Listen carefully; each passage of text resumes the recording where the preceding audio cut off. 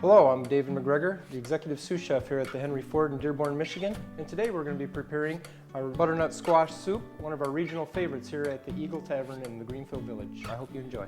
We're going to start our soup by first adding our butter and melting it.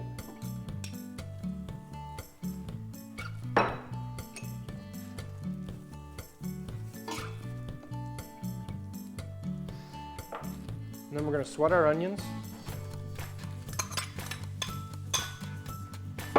until they're tender.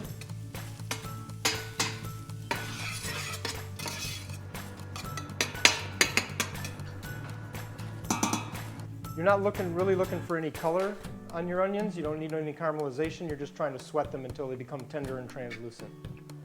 Once your onions are tender, what you're going to do is add the butternut squash.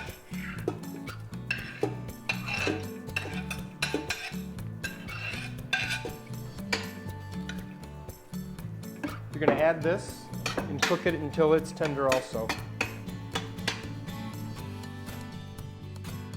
What we've done ahead of time is we've roasted our butternut squash. To do that, what you want to do is just trim the top and the bottom off and cut it down the middle. Once you get it open, you want to take a spoon and scoop out the seeds on both sides and discard the seeds. Then you'll rub it lightly with a little bit of olive oil, place it on a baking sheet with some parchment paper, and roast it at 350 degrees for about 45 minutes to an hour. And then what you'll get is a nice caramelized roasted squash. It'll already be partially tender. You'll have caramelized some of the natural sugars in it, bringing out some natural sweetness. Once we've cooked down our butternut squash with our onions, what we want to do next is add our stock. Today we're using a vegetable stock. If you wanted to use a chicken stock for a little bit of richness and flavor, that would be fine also.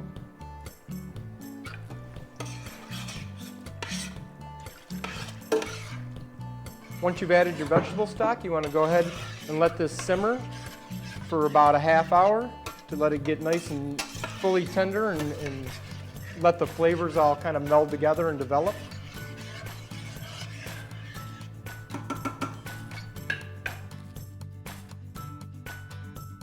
Once we've let this cook down and the squash and the onions are all tender, we're going to go ahead and add our brown sugar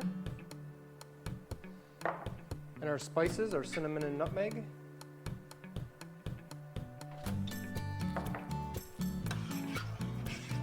And then we'll let this continue to simmer for about 5 or 10 more minutes.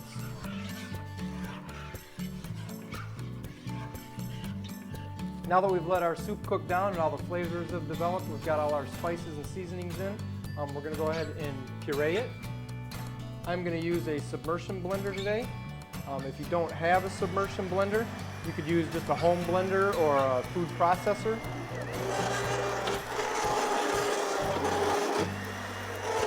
Now that we've pureed our soup to a nice smooth and velvety consistency, what we're going to do is go ahead and add the cream. The cream is optional. If you want to leave it out to keep it a little bit lower fat, you can. If you add it in, it'll add a little bit of richness, a little bit of body.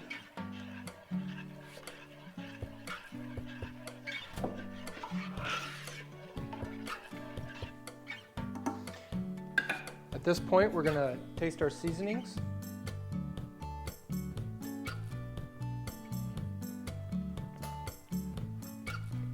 Adjust with a little salt and pepper.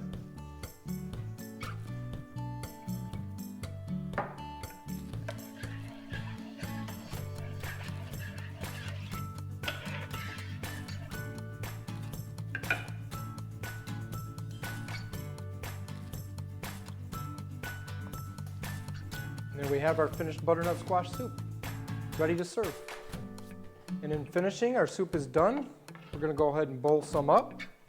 For presentation purposes, as we're bowling, if you'd like to add a nice garnish to it, you could add some chiffonade of fresh sage or maybe some toasted walnuts to give it a little bit extra character. And if you would like this recipe to try at home, please visit the Henry Ford's blog. Thank you for joining us today.